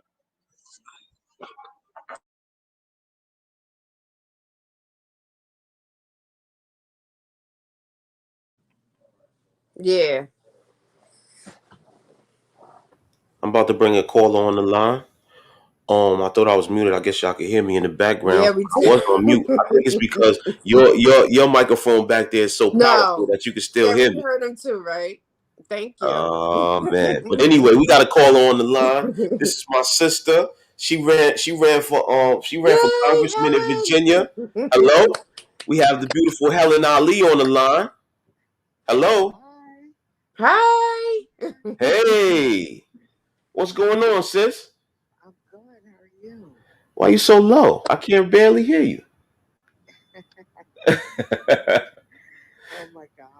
So anyway, I was chatting with my sister while we was having this chat. So I decided to bring her on the line because she actually ran for Congress in Virginia, and I just wanted her to talk about how it's important for congressmen to actually pass these laws and how we can actually reach out to them to encourage them to do so. Absolutely. Absolutely. One of the reasons why I'm running for Congress and why I ran before is because the laws of the land are set forth by our legislature. And so if you want something to change, you're going to want to reach out to the legislature, because with the stroke of a pen, a law can be written to change much of everything that we have an issue with today. So, you know, setting laws in Congress, I mean, you can change anything. Like, if you don't like drunk driving laws. I mean, they can write all kinds of things. So can your state legislators. And so you want to reach out to your state legislators that's going to pass laws for your state, local laws. But in Congress, they write laws for federal. So it's going to be the law of the land, no matter what the state does. So the law of the land is very important because then you don't have to worry about if your state legislators are going to do the right thing. Okay. So Right. that's one of the reasons. And with the George Floyd issue, the chokeholds and how they went about, you know, arresting him or killing him or whatever, happened in that situation, if there was laws of the land or laws of the state that will prevent them from even doing chokeholds or prevent them from even having an arrest such as that, that's where you want to be. That's where you want to make the change. That's where the ground starts. And, you know, we in our country, in our city, should be able to demand we how they police us, because that's us that they're policing and we're paying them a salary to police us. So we should be able to say, okay, well, listen, only thing I want you to do is go up to someone, tell them they're under arrest, and arrest them, not torture Kill them, him. not berate them. And so those kinds of laws are what needs to be passed to prevent. Right. Wow. Thank you so much. Excellent. So how can we reach out to our legislators and make sure that they know that we want these laws passed? Like, how do we put pressure on them? Is See, that's the main thing. The people have been silent for a very, very long time, and the people act like they don't have the power when the people have all the power. And we've just been, very lackadaisical in how we police our legislators. So they've gotten away with doing nothing in this area because it satisfies a certain percentage of the population, but it doesn't satisfy what we need as people of color. So Right. what we have to do is we have to approach our legislators and say, listen, you're not going to get elected if you're not going to fight for these issues. These are the issues that concern me, and this is what I need you to fight for. If you don't fight for it, we're not going to elect you, and we're not going to stand by you, whether it's red, blue, green, independent, whatever. But this is what we need to have you fight for. If you're not going to fight for that, we're not elected. Mm. So somebody, I was on a podcast yesterday, with one of the 5 percenters that I be doing classes with or whatever, and he asked me a very important question. He asked me, what do I think are the three major policies that should be passed right now within the next 100 days concerning black people in the black community? What would you say would be the three major policies that you think should be enforced? The major things right now is criminal justice reform, police reform, and mass incarceration. Those are the three main things because those things affect our communities more so than anything else out there. You might say, well, I'm not a criminal. I don't really care about this kind of stuff, but it's going to affect you regardless as to whether you're a criminal or not because the people that you get to interact with, the livelihood of your children, everything is affected by these three major things. Because if someone in your family goes to jail, or your friends go to jail, or whatever it is that happens in our community, it's going to limit who we can date. It's going to limit what our success rate is. It's going to limit the amount of income we have in our household. It's gonna limit all that stuff. So we have to be proactive in saying we need you to pass criminal justice reform. We need police changes, and we need you to deal with mass incarceration because we can't grow if you're stunting our growth with these laws Yeah, that only affect us. I definitely agree with that. Well, I'm not gonna hold you up. I know you said you was doing your thing in the lounge or whatever. Make sure you get me a nice Monte Cristo or Cohiba or something. So next time I see you, I can take care of that. You know what I'm saying? Thank you for coming on, and we definitely gonna be in contact. Matter of fact, we're gonna have you on in the future. I don't know what date, but we're gonna have you on. Okay. All right. Thanks so much for having me, and you guys have a blessed day. Okay, love Thank you. you. All right. Love you, Love you. sis. I was gonna ask, could I answer those questions? The question Yeah, you just sure. asked her. Yes. Absolutely. So my top three are very broad, but I have specific things. So my top three are criminal justice, medical reform, and education reform. Mm, So within the criminal justice system, for the same reasons that your sister spoke about, medical reform specifically, I'm talking about because I just wrote a paper about the Black women giving birth and we're dying Right. in large numbers. Um, so the assignment was to, I was the attorney for a case that's already a known case. So I had to write the opening statements. Not knowing how to write opening statements, it was like I had to find out the facts of the case, the who, what, when, and whys. Right. And realizing that this is something that's going on around all across the country, that women are not being paid attention to when they're giving birth, specifically via C-section. And Mm. you would think that after having a major surgery, you're supposed to get the most care, and we're being denied. Education reform. When we speak about, during the pandemic, our children, by no fault of their own, they're home. But what about the kids that don't have access to the internet? What about the kids that are now being forced to be at home with their abusers, at home with parents that don't care about them? A lot of these kids are missing school, and it's just like, oh, well. And instead of seeing what the issue is, they're sending these people in to take the children out of the home Right. instead of what is the issue. And then we also can see that our white counterparts, they have access to private schools. Oh, I don't want my kids in this. They send their kids to private school, whatever. We don't have that luxury too. So Right. what are our options for our children that are not thriving in the public school system? And we're not given any options. It's just like, well, remote learning, that's it. No, that's not it.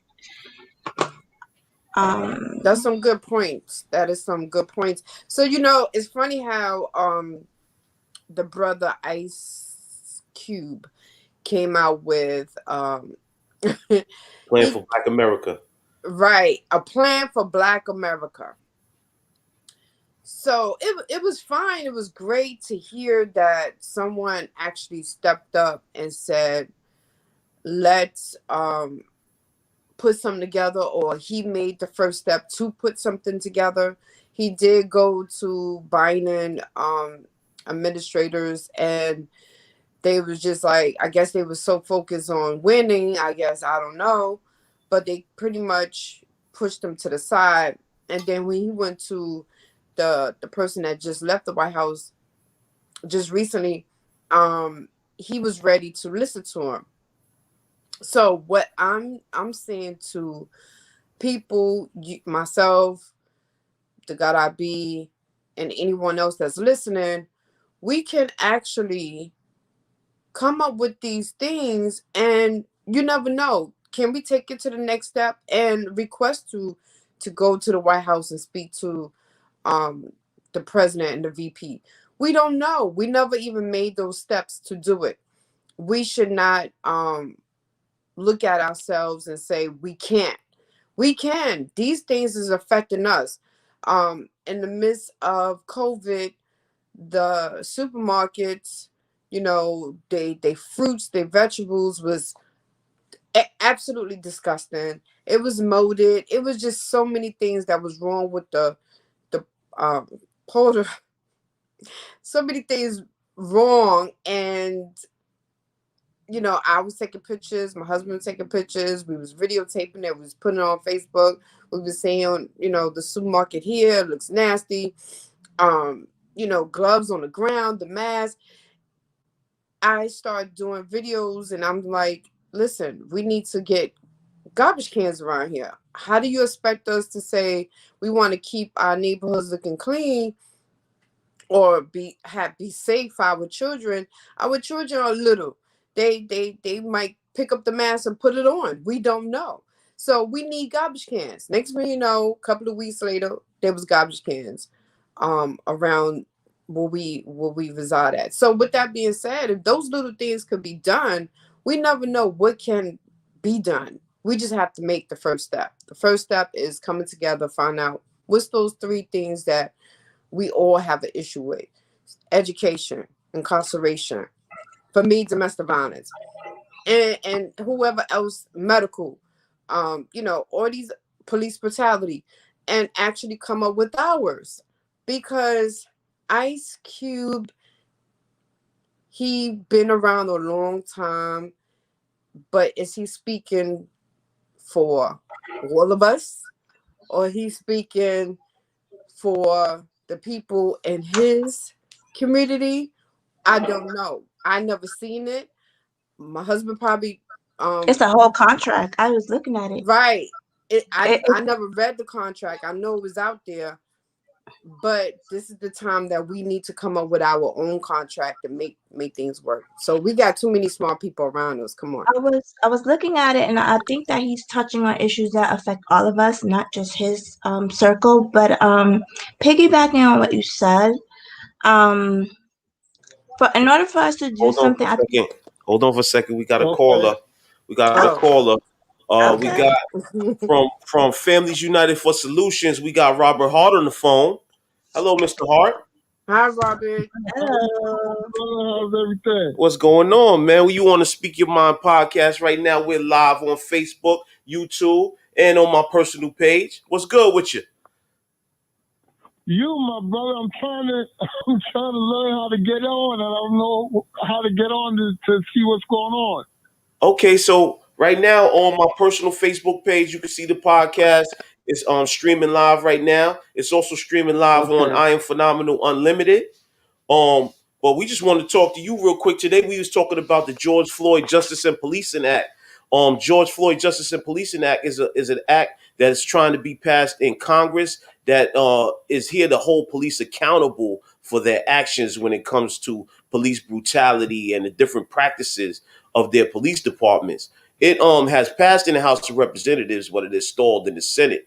So, I mean, I know that you're active in the community. You do a lot of things with Families United for Solutions and other organizations that you work for. What would be your take on something like this being passed in Congress? Do you think that it's important, or do you think that it really doesn't matter? I think it's very important. I think it's time past due that the police department be held accountable for their actions against citizens, all citizens.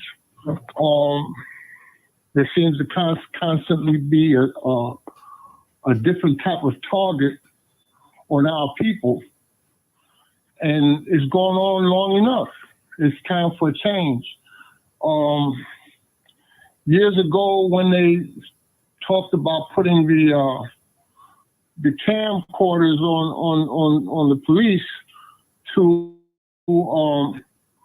somewhat make it more public their actions, I asked the police like where would the recordings go, and they just said to me they'll go in the cloud. So I'm like, well, who's going to review these tapes?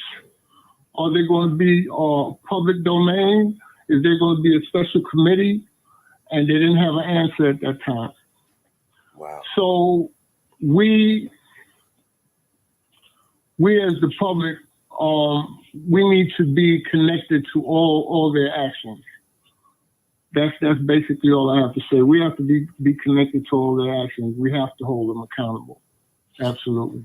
I agree with you wholeheartedly. I know that a couple of weeks back, y'all basically y'all had a civics discussion where y'all spoke about all the different levels of government and how we could hold these levels of government accountable. What would be your perspective on how we could hold these different levels of government accountable in the context of that civics class that y'all facilitated?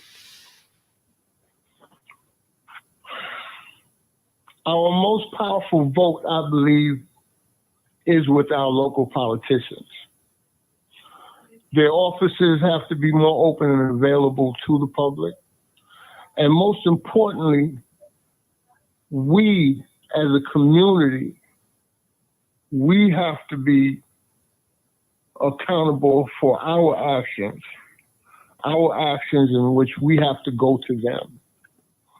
We have to make sure that we go to them so that they start coming to us and have open discussions more readily available for the public.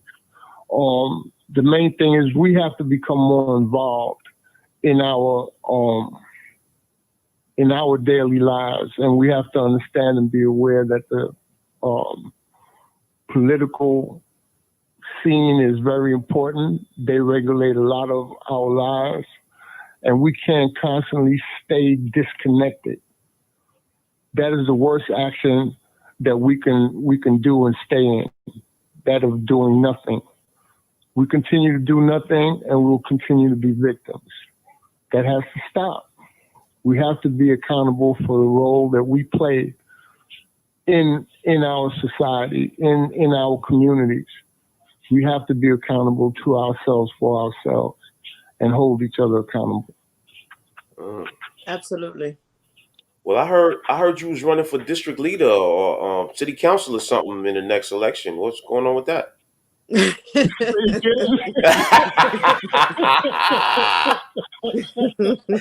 I'm talking about, There you was know. something that wasn't very clear in this communication. Say that again.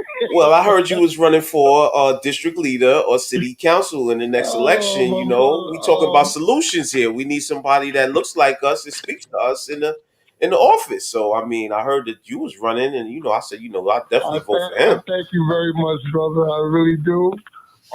But you're right about having somebody in any of our local offices and any of our local positions. And as I said, we have to find a way to what's a better word than interrogating them. We have to put them through some means of questioning. Right. And as I say, continue to hold them accountable.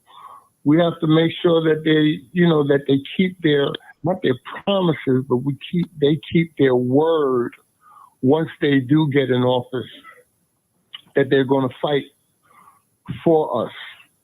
Absolutely. In every way that they can. That's excellent. That's excellent. Well, I definitely want to thank you for coming on. Y'all have any Thank questions you. for Mr. Hart? Say again? Y'all have any questions for Mr. Hart? Okay. So I definitely want to thank you for coming on. Can you briefly speak about Families United for Solutions and the things that y'all provide for the community? Well, in reference to Families United for Solutions, we are an open platform to empower our community. We like to bring professional people, laymen even, to suggest, to speak on different issues that are important to each and every one of us in all our communities throughout the city and throughout the country, actually. So we are here to provide a platform to bring about an awareness and education for each one in our communities, to let them continue to know that we have to change our mindsets of how we've been doing things. And we just want to do our part in making that evident so that we can bring a turnabout, a change, positive change in our communities. And we first have to change our mindsets on many things. So we have to stay open in our minds and in our hearts to do better for ourselves. That's what Family Solutions is about. And mainly to all of that and to show a unification with our people. We have to unify. We have to do that differently than we've ever done before, because it has been done before. But we all have to come together to make this impact positive and strong and felt throughout. Well, thank you.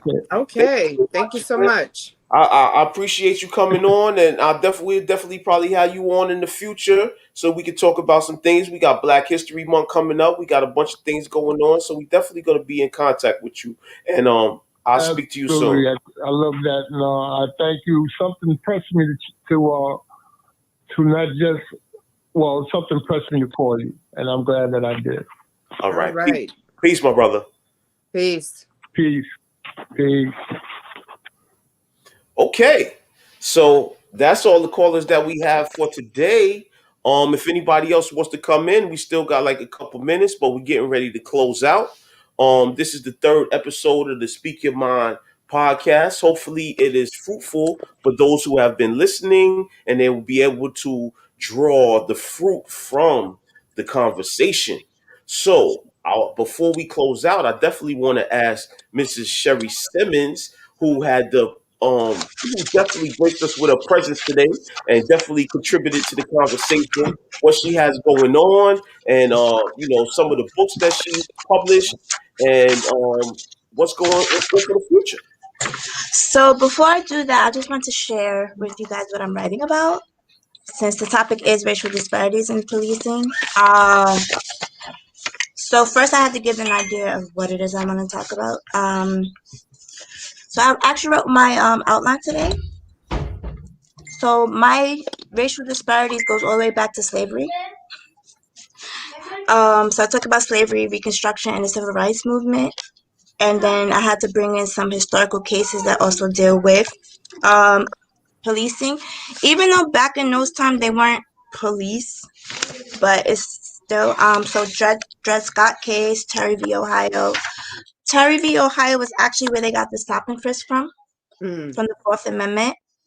So I talk about that, and I talk about stop and frisk in New York. Since I live in the state of New York, it's now illegal for the cops to stop and frisk us. And that was in 2013. But in the 1990s, it was abused and frequently used all the time. Then I talked about three specific people, deaths of Black people by police. Breonna Taylor with the no-knock warrant. So in the state that she lives in, no-knock warrants are now illegal. They cannot use them anymore. So I talk about George Floyd, and now we talk about police and protests. I'm talking about the Capitol. I'm talking about Black Lives Matters all summer last year. Civil rights marches, sit-ins, Ku Klux Klan rallies. We could clearly see the disparities in how the police respond to those. And I'm going to use my legal skills and research to write this 7-page paper, which is due next week. I am an author. I'm currently a Juris Master student at Hodges University in Florida. I'm just trying to be a change in the world. Which is where I'm getting my Juris Masters. I actually want to open up a nonprofit that provides low cost legal assistance, not like a legal aid society, nothing like that. I want to deal with human rights and civil rights. So like domestic violence falls under that, racial disparities, things like that. And I want my people, especially in the areas in that I live in New York, but I also want to branch outside of New York. I want my people to have access to lawyers that look like us. When we think about lawyers, we're always thinking about our non-white counterparts, and first of all, most of us can't afford them. So I really want to bring us to us. So that's my goal with my nonprofit, and I really want to start being a change in the world, bringing these Excellent. resources that our white counterparts they have it. So if I could Right. get it too, I'm bringing it to our people. There Right. are a lot of our people that have this knowledge and they have this access and they don't want to share. Of But course they won't. I'm not that person. Right. I'm like, if I know such and such, I'm gonna bring such and such to the neighborhoods. That's the only way that we could rise above all of this. I Right. call it I say it's nonsense because in all reality, when you look at it, um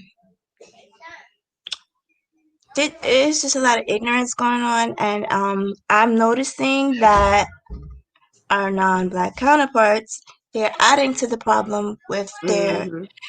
they're questioning, and they're telling us, oh, you shouldn't feel bad about that. Even I noticed that when I say non-black counterparts, I'm not just talking about white people. I'm talking about other races too. Mm-hmm. It's just like, well, why are you upset about that?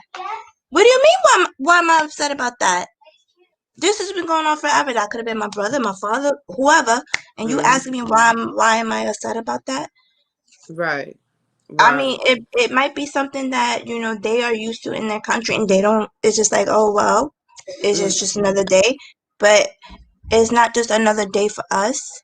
We shouldn't have to live days like that. right. So Absolutely. I'm just on this really.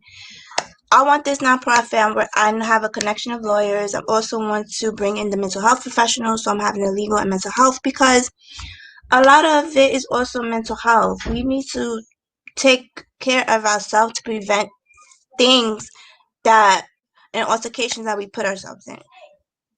Sometimes we get ourselves in situations with the police. We don't know how to act. They don't know how to act. And this is why things happen. So I just want to be that person that say, you know what? Here I go. It doesn't cost you anything. Just take the information. I don't want to just give people information. I want to put it in your face so you have no choice but to get it. Right. Then you also have to worry about people who is traumatized when they see cops. Yeah, The PTSD kick in or whatever the case yeah. may be. So that's really good, Sheri. Thank you so much. You're And welcome. best in you got us as support. Thank you. As always. And Mr. Degada B, where are you? I'm here. I'm here. So thank you once again, Sheri, for coming on. We definitely will be in contact with you in the future. We definitely want to have you back. Did you leave any contact information where people can find you at, or where they can find your books? So I have a website called From Pain to Purpose LLC.com. So that's my website, and I'm on Facebook, Sheri Simmons, and From Pain to Purpose LLC on Instagram. Great. Beautiful. Thank So you. thank you again for coming in, and we'll see you soon. Yes. Peace. Thank Thank you. you. Bye. Later. Okay. So, wow, that was really informative. We had some great people on the call, especially my sister-in-law. She's a role model, big time, 100%. And Mr. Hart from Fuzz, thank you so much for tuning in. And the things that we're doing as well, we're doing great things. Also, I am currently the CEO of my own nonprofit organization, and my husband and I, we do great things with I Am Phenomenal, as you can see.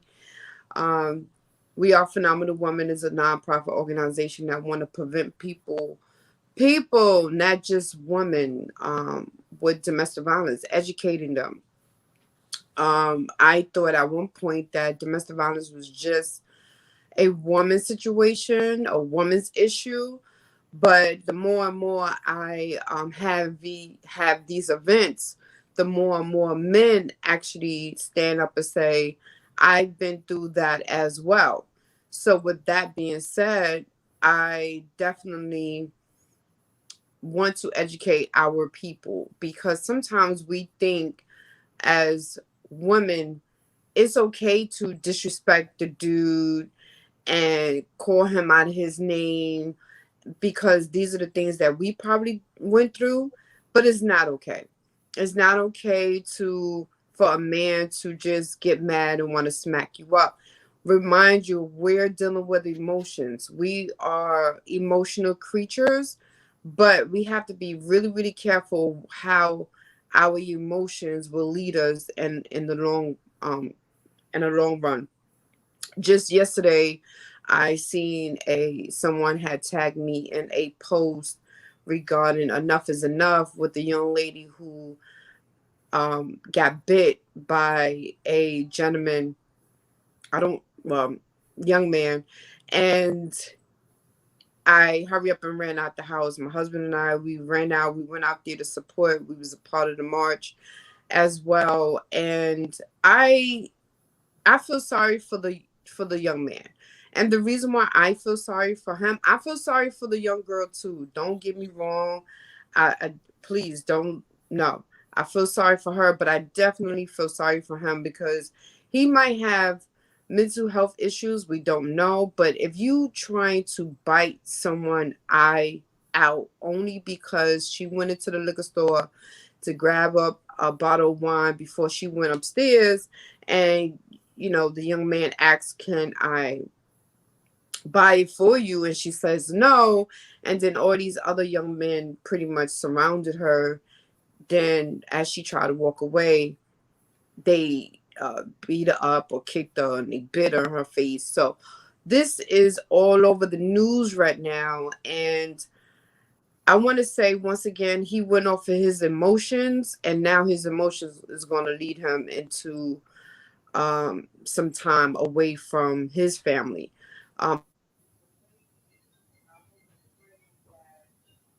Oh, we lost a vocal. I I'm think we here. get a phone As call. in the young lady, I hope she gets um heal she received the healing on her face really quickly, and she is a beautiful queen. However, I'm sure she's going to be traumatized as well, um to establish, to actually went through something like that. That's probably her neighborhood. She probably This is what she does, and someone attack her like that. So I know she's going to be traumatized. So I hope she get the counseling that she needs and the support that she needs as she see the community support her 100%. Right now, I am working on starting up my own rally with the other few other organizations and show that we do care as women. Also, as you see up there, we have in our pre-Valentine's Day annual domestic violence, our fourth pre-Valentine's Day annual domestic violence fashion show and award ceremony. So all those that supported We Are Phenomenal Women, who gave money towards our shelter that we are working on as we speak now. We doing some research. We out there speaking to different brokers about a place to shelter 25 women.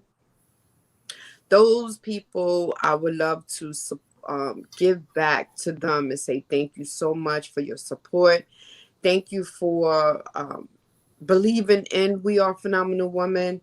Just thank you. Overall, 2020 was a hectic year for us, and 9 times out of 10, you don't know if you're being appreciative until you're gone. So, this is my way of saying I appreciate you and I thank you from the bottom of my heart for all the work and the connections I've received and love from the people in the community for the shelter and for We Are Phenomenal Women. So if anyone would like to purchase any ticket, please, you could cash app to $ We Are Phenomenal Woman. Also, you could go on wearephenomenalwoman.com website as well. We are 100% legit. The tickets are $20 per person, and this year we have to do it virtual because of COVID. So we're gonna have a fashion show. We're gonna have some speakers. We have the God I Be, who's going to, as in Mr. Ali, he will be sharing, as he do, uh, a research on Queen Anna. What was it, baby? I can't see. Queen Anne and Zinga. And Zinga, yes. Yeah. So if you know anything about Queen Zinga, And Zinga. she's Yeah. the woman who pretty much, as he told me, he shared it with me. When you don't, when people don't have a seat at the table for you, you correct you find a way to have a seat at the table. So That's right. what happened was the gentleman that was with her, he got down on his fours and he allowed the queen to sit on his back, and she sat at the table as well. So sometimes we feel like we're not important, or they feel like we're not important, and they will not have a seat for us at the table, and we have to create one. So this is beautiful. I can't wait for him to finish up his research and bring that to our event. So once again, please, you can purchase a ticket at $ We Are Phenomenal Woman Cash App. $20 per person. The money will be going towards We Are Phenomenal Woman shelter. So anyone who would like to purchase a ticket, you have every right to be a part of this with us. Excellent. Thank you so much. I think this was a very fruitful day. We definitely went into some great information. Yes. I enjoyed hearing y'all different perspectives on the George Floyd Justice and Policing Act. I'm happy that you spoke about what we went through yesterday. In fact, I want to play a little bit.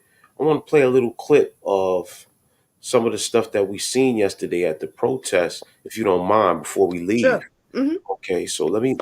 You could talk for a second while I cue it up. Yes. So we went to the rally, which was on 125th Street. The sun is in my eyes. Excuse me. The rally on 125th Street at the State Building, and it pretty much helped us to see our women need the support from our kings.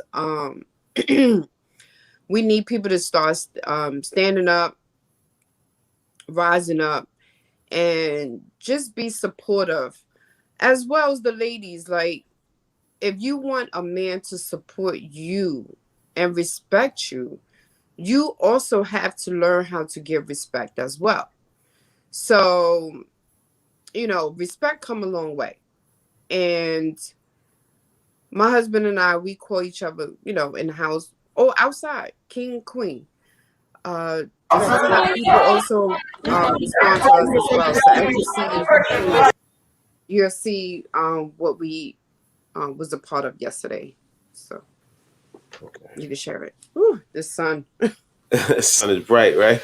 Yep. Need some blackout curtains in there. All right, so I'm gonna share this real quick.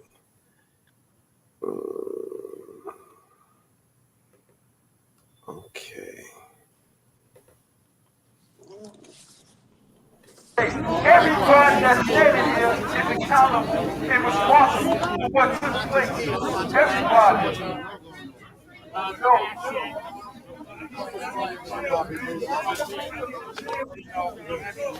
Hold up. Listen up. Listen up. One mic. That's what they are. That's exactly what they are. This is ironic, though.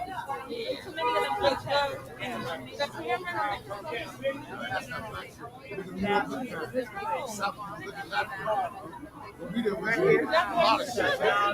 The reason why they want to be how they are. They try shit on us. A little shit. Everywhere. This everywhere.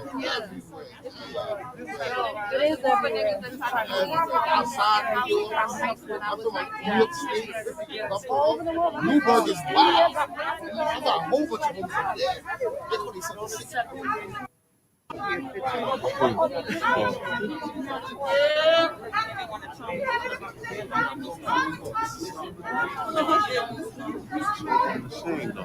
Be honest.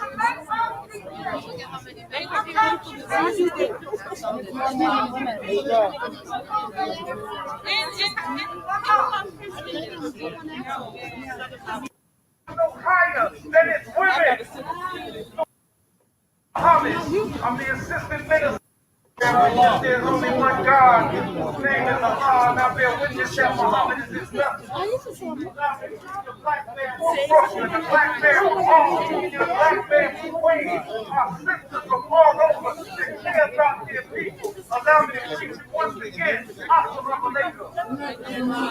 My name is Brother Arthur Muhammad.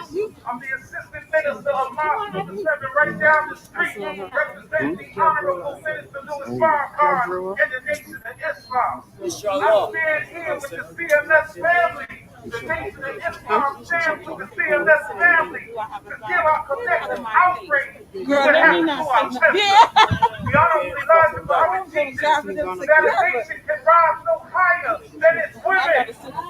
So when you see a nation or a community where the woman is protected and respected, you know that's an elevated place for our women to be. But when you see a woman downtrodden, bitten, raped, and all that type of stuff, you know that we have turned out to be savages. The young brothers that did what they did, you don't get G points. You don't get God points, and you don't get gangster points. For a gangster does not cry on women in the weak or the elderly. We don't do that as men, nigga. Take advantage of a black sister. Is that right or wrong? You right. In fact, the only point that they get is they appoint you to the stage of a savage. For a savage is a person who's lost the knowledge of themselves and is living like a beast. Way of life. A beast that trains hard is old women. I'm here to tell you, our job is to civilize Living the savage. mathematics. Our job is to civilize the savage.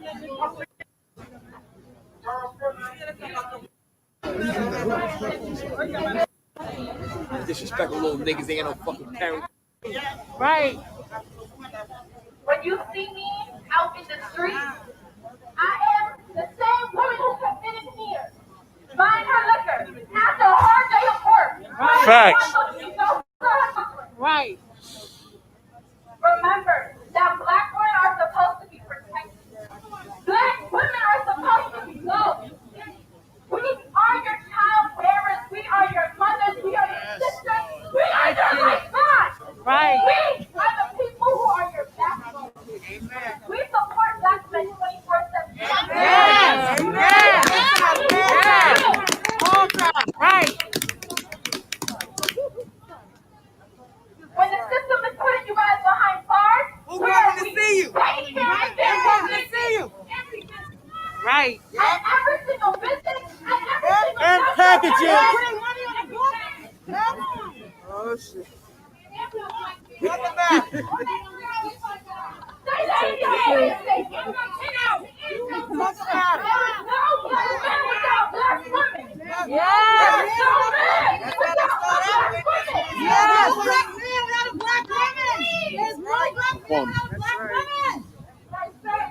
So we're going to say this in unison because it seems like the black community seems to be forgetting that if they divide us, they will break us apart one by one. That's a fact. I think we're all over this continent. I think we're all over this earth. Is that what you want? Is that what they want? Okay. Wow. That was deep. That was deep. up there.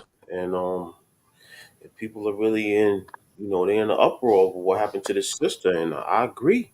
It shouldn't have happened. Like a couple of days before, I had went to that same liquor store and, to see something like that happen in a place like that, like it's right there, it's right in the community, man. Like Right. y'all ain't really have no right to just do that to that sister, man. I really don't have Right. no words for that. But Well, it was wrong. it's funny how you always say, why do you always love reading this book? This book is 12 lessons inside the book. And the book will talk directly to our women on how to be responsible, have character, to restore the image of what a black woman is supposed to look like. The goddess black woman helped me become a better black woman. So every time when I feel like I'm losing it, I pick up my book again. My book, listen, you see how my book is just is twisted up because I always got to come back to this book and read some things about it and understand that We are the nation. We are the mothers. And we need to understand how to protect and respect our men. And maybe they will learn to protect and respect us. So with that, I say peace. Thank you so much, Mr. The God I Be, for Peace, allowing me to peace, be on Queen. this. Thank you again for I just want to say that my queen, she's the one who really came up with this idea for this podcast. And, I think it's really a pleasure. It's a pleasure to be able to open up a platform where people in the community can speak their mind about things that's going on, current events, and different issues. I think that, I was kind of apprehensive at first with doing something like this, but it's definitely something that's fruitful and it's something that's positive, and it's good. I think we're going to continue to bring in good information, and it's going to continue to expand. It's going to get better and better as we go along. Hopefully, we'll get some more callers to call in. I would like to say thank you for all those that did come on the podcast today. The sister Sheri Simmons, thank you for coming on. For those that was in the comments, my young bro Barry Bowser, pardon me, my brother, Young Bravo. You got your album out. Who is Bravo? We always We supporting got to that. get We him always on pushing that. too. We definitely Yes. going to have you on one day. Also, I would like to give a shout out to my brother, Prince Shakur, aka Charles Russell Clink Jr. He always adds on in the comments. He always adds on as far as supporting us, and I definitely want to send a shout out to him. And also, I want to shout out to Donnie Banks, who just gave us a piece. Thank you to my sister Helen Ali, who ran for congressman in Virginia, And she's running again. and she's running again. I think she's going to run in Jersey this time. Also, I'd like to give a shout out to Robert Hart of Families United for Solutions for adding on, and that was definitely peace. He gave us some things to think about. So I think that's it. I think that's all we have for today. So we're gonna close out, and we always close out with our music because it's so important to our podcast. This music is basically speaks to what we're trying to develop here. So with that, I say peace. Salute to my queen. Love you, baby. Speak Love to you you too, soon. King. Peace. Peace.